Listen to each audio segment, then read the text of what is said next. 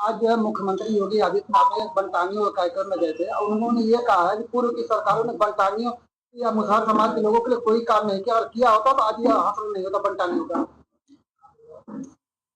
देश की महामहिम राष्ट्रपति जी हैं जो उसी समाज से आती हैं, और जिस दिन उन्होंने शपथ लिया उसके दूसरे दिन जवाहरलाल नेहरू विश्वविद्यालय से एक उन्हीं की समाज की बेटी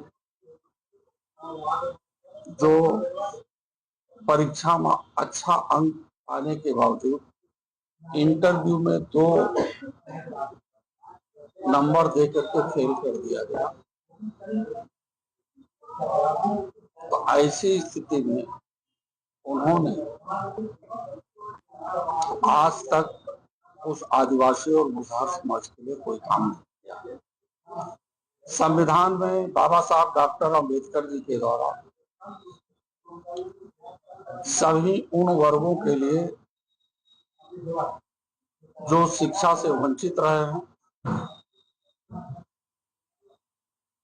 उन्हें देश की अच्छी कड़ी में लाने के लिए संविधान में आरक्षण की व्यवस्था दी। आज उस आरक्षण के अंदर खाने में चाहे ओबीसी का आरक्षण हो, चाहे एससी का आरक्षण हो, चाहे एसटी का हो या आदिवासी समाज का हो, बड़ा खेल भारतीय जनता पार्टी कर रही है। और उनकी सरकार में आज तक कितने आदिवासी समाज या मुसहर समाज को नौकरी दी? 79 साल बीत जाने के बाद आजादी के आज तक ओबीसी, एससी, एसटी और आदिवासी समाज का, चाहे केंद्रीय विश्वविद्यालय हो चाहे प्रादेशिक विश्वविद्यालय हो, उनमें कहीं भी इनके लोग प्रोफेसर नहीं। उत्तर प्रदेश के मुख्यमंत्री जी ये बताएं कि महिला सशक्तिकरण के नाम पर 9 महिलाओं को उत्तर प्रदेश के विश्वविद्यालयों में वाइस चांसलर बनाया गया। उसमें कितनी पीडीए की महिलाएं? इसलिए ये भारतीय जनता पार्टी और उनके जितने भी संगठक दल हैं, ये सभी लोग सामंतवादी विचारधारा के लोग हैं, पूंजीवादी विचारधारा के लोग हैं। ये कभी भी उन वर्गों का विकास नहीं चाहते हैं जो सदियों से शिक्षा से वंचित रहा।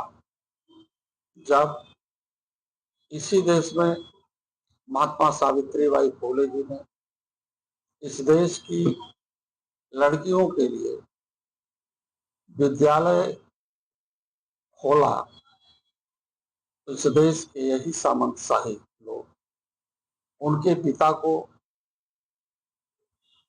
इस बात का संदेश दिया कि तुम्हारा बेटा और तुम्हारी पुत्रवधू ये अधर्म का काम कर रहे हैं।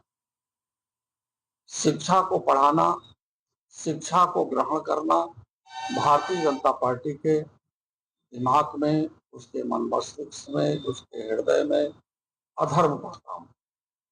बाबा साहब डॉक्टर अम्बेडकर ने संविधान में जो वर्णित व्यवस्था किया, शिक्षा को सबसे अच्छा धर्म का काम माना और अपने उन सभी समाज के लोगों को कहा कि आप शिक्षित बनो, संगठित हो, संघर्ष करो।